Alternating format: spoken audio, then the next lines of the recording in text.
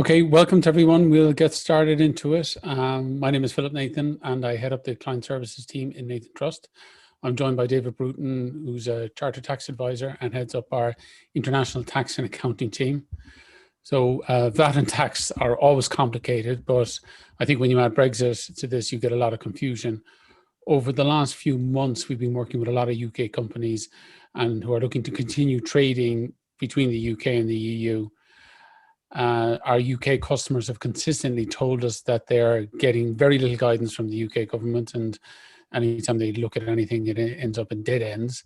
So as a result, we're trying to figure out this, how to deal with all these VAT and tax issues in real time with a lot of our customers. And in many cases, some of these customers might have containers that are blocked in customs, which only adds to the stress of the whole situation. So we're continually getting lots of questions, and I know we put the word out to people to ask questions, of which we got a lot. So the format we're going to go with is that we're just going to go with the questions that people have asked and that frequently come up in our dealings with our customers. And there's the chat feature there to ask questions. So please jump in with your questions and we'll do our best to get to them. So another introduction for David. David, are you ready for the questions? Yeah, all set. Okay, so the first one was from Brian. We are based in the UK and are agents for a German company. We take orders from Ireland and place them with our German supplier. These goods are sent directly from Germany to Ireland. We collect payment from our customer, then pay our German supplier. We have to pay German VAT. Is it possible to obtain an Irish VAT number and then charge our customer VAT, which he can then claim back? If so, what is the best method? Yeah, it's possible to get a German VAT number. Sorry, beg your pardon. Possible to get an Irish VAT number in that scenario. So the Irish VAT number would allow the German supplier to zero rate the sale to you, which they can't do at the moment because the goods aren't leaving the EU and you don't have an EU VAT number to give them. So the easiest way of getting the Irish VAT number in your type of scenario is if you were to register your existing UK business for VAT in Ireland. What you would need to show to revenue is one of two things.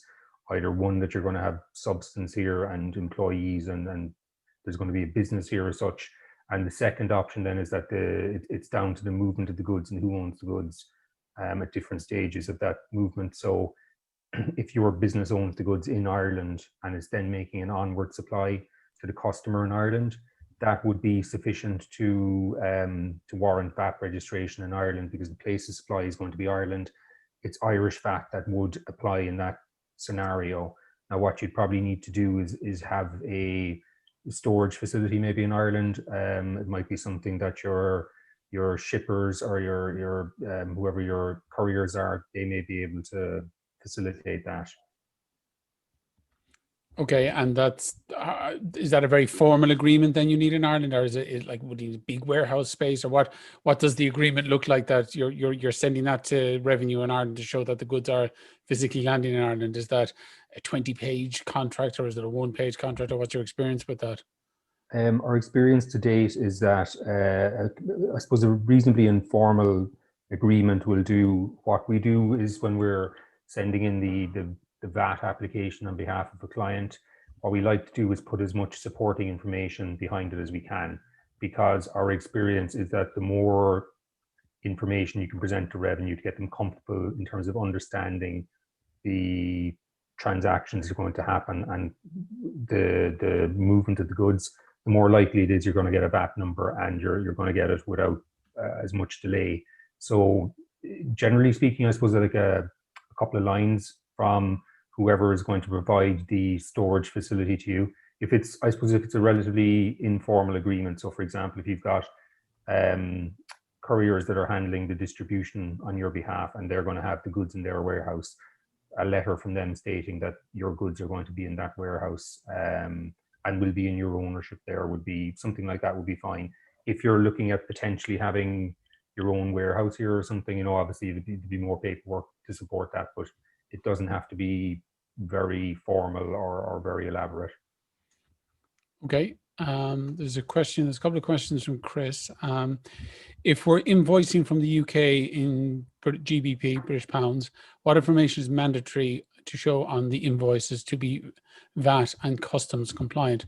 Just as a health warning, we're not customs experts, and where we advise in it, it's not our core area of expertise. So happy to talk about the VAT and the tax components of it, but when customs, we might allude to it, but it's not our core area of competency. I suppose the information that would be required on the invoice, it'll be more or less the same here as it would be in the UK. So you need to have all of the standard information, the date of the invoice, sequential invoice number, the customer's name, address, the business's name and address on it, VAT number. The one thing I suppose that would be relevant if you're invoicing in sterling is that the invoice, to be compliant for Irish VAT purposes, needs to have the figures in euro also. It needs to have the equivalent figures in euro also. And I suppose that's really for the net of VAT, total VAT figure, and the total inclusive of VAT figure. It doesn't necessarily have to be every number on the invoice. Okay. And how do we take advantage of postponed VAT accounting to avoid paying VAT on the import? So this is where a UK company is shipping product, physical product from UK to Ireland, correct? Yeah, so I suppose for anyone who's not familiar with it, the situation now under Brexit is that the goods will land in Ireland, and VAT is generally due at the first point that the goods come into the EU. And you've also got customs obligations, but as Philip mentioned, we won't get into that. But so the VAT is due when the goods land in the EU for the first time. So if those goods are coming across from Ireland from the UK to Ireland, what would historically happen, or the equivalent that would happen, say if you're bringing goods from China or the US or somewhere like that outside the EU, is that VAT would be paid at the point of entry by your shipping agent, and then they would rebill you for it. You pay it to them, and you can claim it back from the Irish tax authorities if you're entitled to. With the postponed accounting, what that is allowing you to do is with pre-approval from revenue, you don't have to pay that VAT when the goods land in the country. The VAT is still due on it, but what revenue allow you to do is they allow you to deal with that VAT in your VAT return covering that period. So in order to avail of that postponed accounting, I suppose the first thing is you need to be VAT registered in Ireland. Any company or business that was VAT registered in Ireland in 2020 or previously, they automatically have an entitlement to use the postponed accounting treatment. If a company or a business is getting VAT registered, say as of now, they'll have to apply to revenue to be eligible to use that postponed accounting treatment. The postponed accounting treatment is relatively new here in revenue, they're issuing guidance kind of on an ongoing basis at the moment around it, and they're amending the VAT returns we'll be filing here. They'll be changed to facilitate that. So there's a lot happening around it, and we're still waiting to I suppose have full clarity on the application process. We do know that revenue can potentially look for quite a lot of information from you. So they can look for your last set of financial statements, a tax clearance certificate, a lot of other information like that. And they are entitled to seek security from you as well if they want. It's not something we're necessarily expecting them to do, but they can do it if they want. Okay, but as you said, this is new revenue. You haven't had to deal with this before. So once the application goes in, it's hard to say how long it will take for them to process it and agree. And your experience is on VAT at the moment that they are asking a lot of questions. Yeah, I suppose the VAT application process, the amount of time it takes ebbs and flows. So I suppose at the moment there's a lot of Brexit prompted VAT applications in Ireland. So the process is lengthening in terms of how long it's taking to get a VAT application through. you know, if you went back to the middle of last year, you could potentially have your application in and a VAT number within maybe 2 weeks if it was very clear cut and you got lucky. At the moment, we've quite a few that we submitted just before Christmas, and we're still waiting to hear back on pretty much all of those. So the VAT application process itself, it does depend on the volume going in at the time. And I suppose what's probably changed slightly as well with Brexit is that the nature of the VAT applications is changing. So historically, what we dealt a lot with was people who were setting up a company here and setting up a business here, and we're going to have activity in Ireland outside of physical goods just coming in. So that was a lot of our bread and butter in terms of the VAT applications, and it's changed now with Brexit, whereby it's a lot of businesses who are maybe saying, I'm not going to have anyone on the ground in Ireland, I'm just going to be shipping goods across to Ireland, but my customers in Ireland don't want to deal with all of the paperwork and the VAT at point of entry, and I don't want to lose the customer. And you know, what option is open to me? So in terms of the deferred accounting, I suppose, yeah, you're right. We don't really have a experience to call on there in terms of determining how long it's likely to take to get that through. Okay, and currently what the situation for companies importing is that, like, what we're seeing a lot is that the UK company is either setting up in Ireland and registering their Irish company for VAT, or they are registering for VAT themselves. The UK company is registering VAT and then importing the product into Ireland and dealing, even though there might be tariffs to pay, or duties to pay, they are paying the VAT at when the product, to get the product released from customs and to their customer in Ireland. So they're taking the cash flow hit up front, really, isn't it? Yeah, so I suppose that's the big benefit with the deferred accounting. So I suppose if you took an example of someone who was bringing in 100,000 euros worth of product to Ireland, at the moment, and under the kind of historical treatment where goods are coming in from outside the EU, VAT is due at the point it enters the country. So you pay over 21,000 based on 100,000 euro value. You pay that over, it goes to revenue, and then that can be claimed back in the VAT return for the period. So if you have the goods coming in today, you pay your VAT today, you'd be claiming that VAT back in your VAT return in early March, say, or you'd be offsetting it against the VAT due from your customer in Ireland that you ultimately sold the goods to. The deferred accounting treatment, what I would say is that you don't pay that VAT at the point of entry. So you fill out the paperwork and it's noted that you've availed of the deferred accounting treatment. When you're filing your VAT return, then you self-account for that VAT. So I suppose for anyone who wants to know how it would work is that you self-account, so it goes into your VAT on purchases. You work out what the VAT would be, it goes into your VAT on purchases. Because you're self-accounting, it goes into your VAT on sales as well. So it cancels out. And then when you bill your end customer, you'll charge them VAT. So the VAT you charge your end customer will in effect be the VAT that you pay over in that VAT return. Okay, and I guess what we're seeing is that the company in Ireland that's being sold the product, they're unwilling to pay the VAT really to get the product released from customs, because it's a cash flow hit for them, and B, they're probably a company that isn't dealing with a lot of VAT returns at the moment. But if they are paying for a lot of VAT up front, they will be getting VAT returns then from revenue. And if you ask for revenue for a lot of money back, they tend to audit you. That you get a VAT audit. You come up on their radar.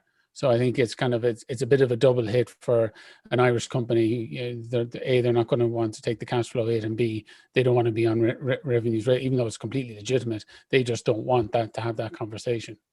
Yeah, I think there is that element of taking the hit up front. I suppose if you took someone who's maybe on 60 days, so instead of paying 121,000 to you in 60 days time, they're paying 21,000 on day one and 100,000 on day 60. I also think a lot of it is potentially coming from just the hassle of all this paperwork, dealing with VAT at the point of entry, dealing with customs. I think businesses just don't want to deal with this paperwork because they haven't had to for years now. So I suppose the experience we're having as well is with some of the businesses we're talking to from the UK, they have maybe 1 or 2 or 3 really large customers in Ireland, and I suppose they're of a size where they're turning around and saying, look, I just don't want to deal with this. If you want to keep selling to us, you deal with this paperwork and, you know, make it easy for us. We don't want things to change from the way they were, really. Okay. All right. There's another question here. We will be required to set up a TAN accounts, ROA equivalent to deferred VAT duty. Will we be required to set up a TAN accounts? That's more on the duty side of things, I suppose, rather than the VAT. So that wouldn't be an area we deal with much at all. So it's not something I can shed much light on, to be honest. Okay. Will the VAT return effectively be a nil VAT return, as import VAT for inputs and sale VAT for inputs will contra? It's kind of more of a technical question. Yeah. So if you didn't avail of the deferred accounting treatment, you pay your VAT at the point the goods come into the country. And let's just take a simple example where you bring them in for 100,000 and you sell them to the end customer for 100,000. You'll pay 21,000 when the goods come into the country, and you'll charge your end customer 21,000 of VAT. So you'll have two figures of 21,000, VAT on sales and VAT on purchases, and they'll cancel each other out, and that's that. So if you don't avail of that's if you don't avail of the deferred accounting. If you do avail of the deferred accounting, you will always be in a payment position to revenue in all likelihood, because what's happening there is you're not paying any VAT at the point of entry. You're self-accounting for the VAT on the goods coming in. So you're putting it into your VAT on sales and your VAT on purchases. And when you then sell to your end customer, you're putting that VAT into your VAT on sales. So in that scenario, again, taking the 100,000, your VAT on sales would be 42,000 and your VAT on purchases would be 21,000. So it would net to the 21,000 that you've charged your customer, and you've not had to pay over any VAT up to this point to revenue. So you'll now pay it in your VAT return. Okay. And we'll continue with the double taxation lessons later on in the webinar, will we? And the double entries. Okay. There's just a couple of questions, and feel free to ask questions on the chat as well. AJ's got a couple. There's kind of two questions in there, and I saw you had a question in earlier. So it's just around the registering for tax and VAT. We might deal with them first, and then we'll just move on to the questions that you've asked in the chat there, AJ. So I think the first one is that, can you register first for tax and then for VAT later? It's in relation to the fact that there's much more required for companies to register for VAT than it is for normal corporation tax or corporation tax and EORI numbers.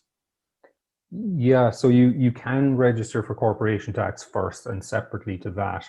So I suppose, give a bit of background on that, if it's an Irish incorporated company and it's a newly incorporated Irish company, it's automatically considered tax resident in Ireland, unless it's tax resident somewhere else that has a double tax agreement with Ireland. So what that means in practical terms is that if you send in a corporation tax application for an Irish incorporated company, revenue will issue a tax number, a corporation tax number, pretty much as a matter of course. You can get an EORI number then to deal with customs based on that corporation tax number. With the VAT, VAT is, I suppose, is scrutinized far more closely by revenue in Ireland, and it's largely down to them being wary of VAT fraud in particular. So with the VAT application, revenue are looking to establish the basis for which, or the basis on which the company or the business will be liable for VAT in Ireland, or is carrying on a VAT-able activity in Ireland. So that will either be on the basis of the company having substance in Ireland, so employees, an office in Ireland, they'd be the big two customers in Ireland. You can get VAT registration based on the substance you're going to have in Ireland, where you have an intention to trade. So this would be the scenario where you're saying, I'm planning on having staff in Ireland, I'm working towards it. We're just in our early stages. We want to be able to recoup VAT on our costs now because we're incurring costs. So you are entitled to VAT registration on that basis. The problem is it's a bit of a subjective test, and revenue's view of what demonstrates an intention to trade may be different to yours or mine. The other alternative then is what we were talking about in terms of the movement of goods. So again, if you can demonstrate the movement of goods and that the goods will be in Ireland in your ownership before you then sell them on to a customer, that would be sufficient for VAT registration as well. But VAT registration is definitely, you need to present a much stronger case to revenue for getting VAT registration. Yeah, and I just on a follow up to that, AJ, I see that when you say that what company, you don't necessarily need a company in Ireland to register for VAT, or a UK company don't register for VAT, but that tends to be situations where they actually have physical goods that are landing in Ireland under the ownership of that UK company. So services and software and things like that are don't really aren't covered by that. It isn't really applicable, is it? No, so I mean, the movement of goods is very clear cut. Where it's services, really you're talking about where's the business going to be carried on. So you could register, a branch or an agent or branch of a UK company in Ireland, but we tend to advise people to steer away from that, because in effect what you're going to have is you're going to have one corporate entity being resident for tax purposes in 2 jurisdictions and having VAT filings in 2 jurisdictions, with potentially 2 tax authorities looking at the same set of records. And you've got to determine what costs relate to which part of that company's activity. So if you're talking about setting up a business in Ireland as opposed to VAT registration for the physical movement of goods, we would always recommend you set up a company, a standalone company in Ireland, be it as a subsidiary or sister company to the existing business elsewhere. Okay, there's one here from Chris. Have you experienced which indicates that the tax authorities are refusing VAT registrations? I think we've probably plenty of that. Yeah, I mean, they do. I mean, I suppose what we tend to tell people is when we get a client coming to us saying, I want VAT registration, we'll ask them to send us a lot of information. We'll give them a kind of a checklist of stuff to send us. Some of that will be very routine, but then I suppose what we'll tell them is, look, really what you want to do is you want to present a picture of the business and the movement of goods and where the customers are, all of that, and what the business is going to be doing. You want to present that to revenue, and you want to present it as clearly as possible, as easy to understand as possible. You want to make it, I suppose, a very clear-cut decision that VAT applies here. So what we would tell people is, if you're short of the requirements, but you think you may be further down the road in a couple of months, maybe hold off if you don't really need that VAT registration straight away. But yes, we have experience, I suppose, where they tend to shoot down the VAT registrations is where you can't show enough information to show that, one, you've got that intention to trade here. So with the intention to trade, what tends to be useful is where you're looking for staff, if you don't have any hired already, where you're looking for staff. So that can be job adverts, discussions with recruitment agencies, where you're in talks with landlords about renting office space, contracts with Irish customers, contracts with Irish suppliers, or invoices with either. It's really, I suppose, it depends on the nature of the business, and then it's kind of a pieces of the jigsaw. There's no one thing that will get it across the line. Staff in Ireland is probably the one thing that comes closest to that, but they do shoot it down if you're short of that threshold and you can't satisfy them, that you have an intention to trade. And also where they could shoot it down is if you apply to them and say, look, I'm a UK-based business, I've customers in Ireland, and I want to take care of the VAT for them in Ireland and register for VAT in Ireland.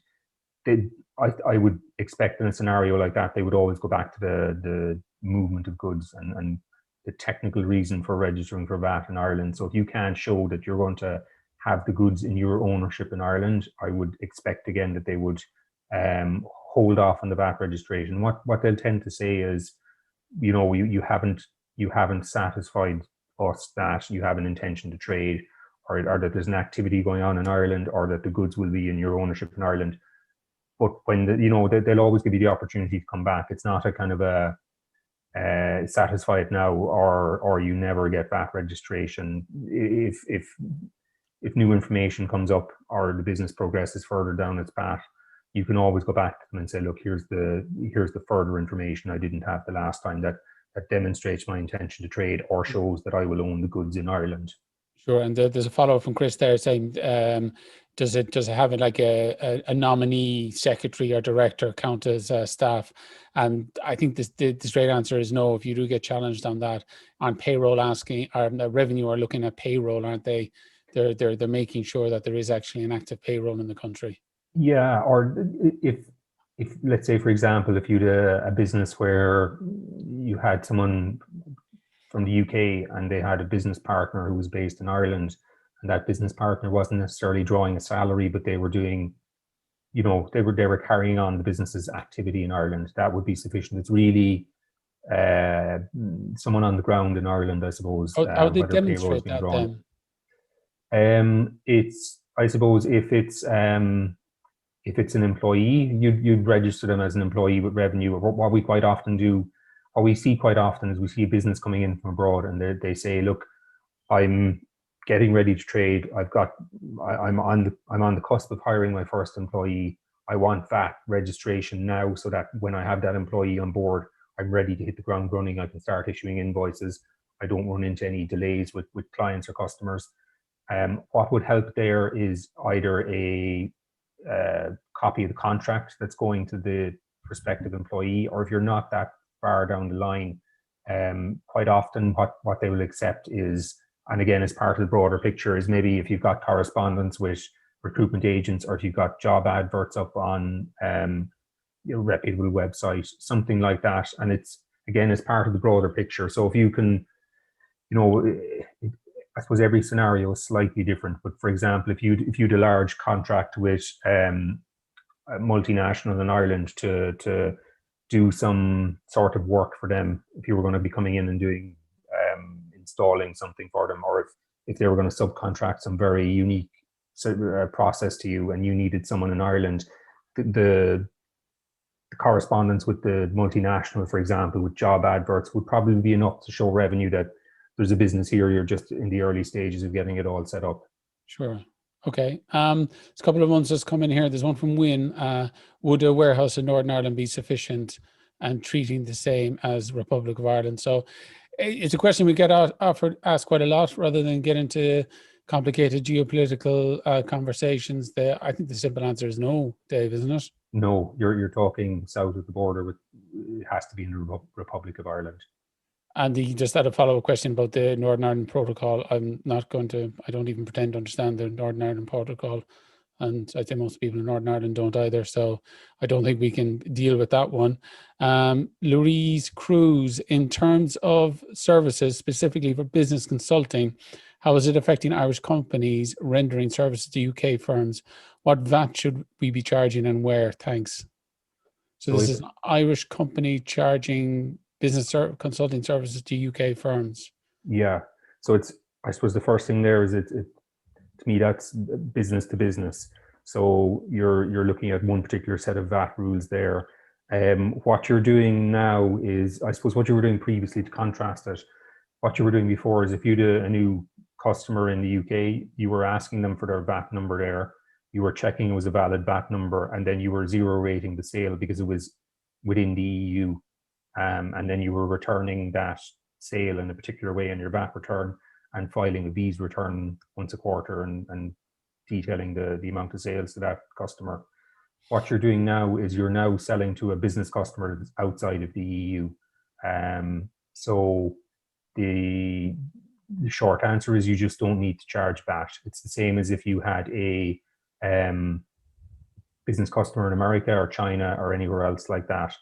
There are, I suppose, the one thing to be aware of, there are certain scenarios that's the general rule, but there are certain scenarios where that wouldn't apply. So, for example, if you were a firm of architects and you were invoicing a British developer, but they were developing a hotel in Galway or something. Not that anyone's developing hotels right now, I think, but if they were, you know, because in that scenario, the properties in Ireland, Irish VAT applies, but the general rule is Irish business services to a business in the UK, you don't apply VAT to that sale. They don't need to register for VAT in the UK either?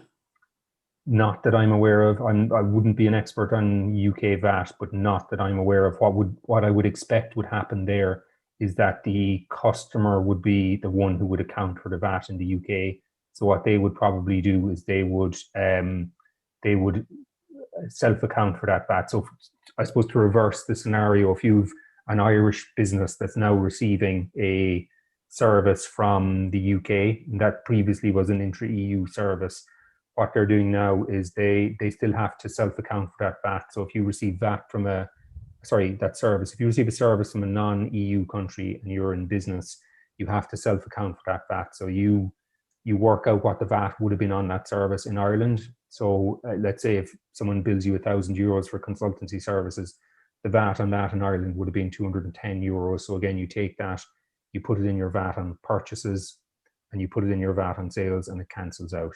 So it's a kind of a paper exercise really for most businesses. Okay, there's one here from Colin. I have a UK business delivering training programs, and I'm also an Irish citizen. What are the tax and VAT changes I need to make? I think just one thing there, that I don't think the Irish citizen, besides that being a wonderful thing to be, I don't think it has any tax relevance. No, there's no immediate tax implications there. So again, I suppose what you have to do here, it's a service that's being delivered, so you've got to look at the status of the customer receiving the service. So if it's, let's say it's a UK business delivering a training service to an Irish business, it's similar to what we just spoke about there. It's UK business delivering to Irish, so the UK business wouldn't charge UK VAT. I would expect, as I said, I'm not an expert in UK VAT, but I would expect to be no UK VAT on that. And what would happen is the Irish customer, on receipt of that service and the invoice, would self-account for the VAT. So the short answer is, I would expect that no VAT would be charged from the UK business to the Irish business. Now it gets a bit more. Person, yeah. If it's an individual. If it's an individual, it gets a bit more interesting, because it then depends on whether it's considered electronic services or not. So I suppose if it's a case where the training is delivered kind of over a Zoom call or something like this, and it's person to person in real time, then what I would expect is that you would charge UK VAT. And Irish VAT wouldn't be applicable on that supply of services. So if it's considered an electronic service, and what I mean by that is, let's say instead of delivering training one-to-one like this, that you have your training sessions recorded and it's kind of automated. So instead of it being required you to be physically there delivering the training, it's all recorded, and there's a library of information. Like if you were learning to play the guitar from an app on yeah, or you know, even if you were doing a course where, I mean, you know, some of the courses I do, it's all pre-recorded and it's not in real time, for example. Anything like that, or the app where you're learning guitar or learning languages, that's considered an electronic service where it's more or less automated, and it's delivered in an electronic format. So if that's the case, you're back to looking at VAT registration in Ireland. If your sales to Ireland and the rest of the EU are more than 10,000 a year, so you have to register for something called MOS, which is mini one-stop shop. And what that does is you can register with any tax authority in the EU, and you can return the VAT for all of your EU sales through that tax authority. So what you would do, let's say, for example, if you were delivering training and it's very automated and it's videos, or it's, you know, automated in some other way, you could register with revenue here in Ireland, and what you would do is once a quarter you total up how much sales you've had to each EU jurisdiction, and this is all where it's non-business customers. You total it up for each jurisdiction, you make a return to revenue that says I X amount to Denmark, Y to Germany, and so on. you pay it over to the Irish revenue, and then the Irish revenue pass it on to all those other jurisdictions. So the idea is you don't have to go registering for VAT in multiple jurisdictions. One VAT registration for that type of scenario would cover all of Europe. Okay, and then last one, unless another question comes in, it's Nadine. Are there goods exempt from our zero rated VAT, particularly fruits, vegetables, home textile garments? Yeah, some goods are more, I suppose a lot of foodstuffs can be zero rated as opposed to exempt. So there's a difference between zero rated and exempt. Exempt means that the service falls completely outside of the VAT net. So for example, banking is exempt from VAT. So there's no VAT on the bank's charges to you, but then equally the bank can't recover any VAT on its costs. If a service is zero rated, what it means is that there is a VAT rate applying to the goods or the services, but it's 0%. And whoever's delivering those goods or services, the business that's supplying them, they can recover any VAT on their costs. So for example, fish has 0% VAT on it, where you're a trawler or you're wholesaling it. Meat is similar. If you're buying meat, it's 0% VAT. So most butchers would be registered for VAT, 0% on their sales, but they recover their VAT and their costs. In terms of, there's a very good facility on revenue system. So if you Google revenue VAT rate search, there's a very good facility there where there's an alphabetical list of the goods and services that they've been asked about, the VAT rates on them. And that's probably your most user-friendly way of finding any specific VAT rates that you're wondering about. Okay, so I think we'll wrap it up at that. We're running on about 35, 40 minutes. So thanks for your time. Thanks for everybody for tuning in. What we'll do is everybody that's signed up, we'll put the recording of this online and we'll try to do a transcript of it and deal with some of the questions and answers we have.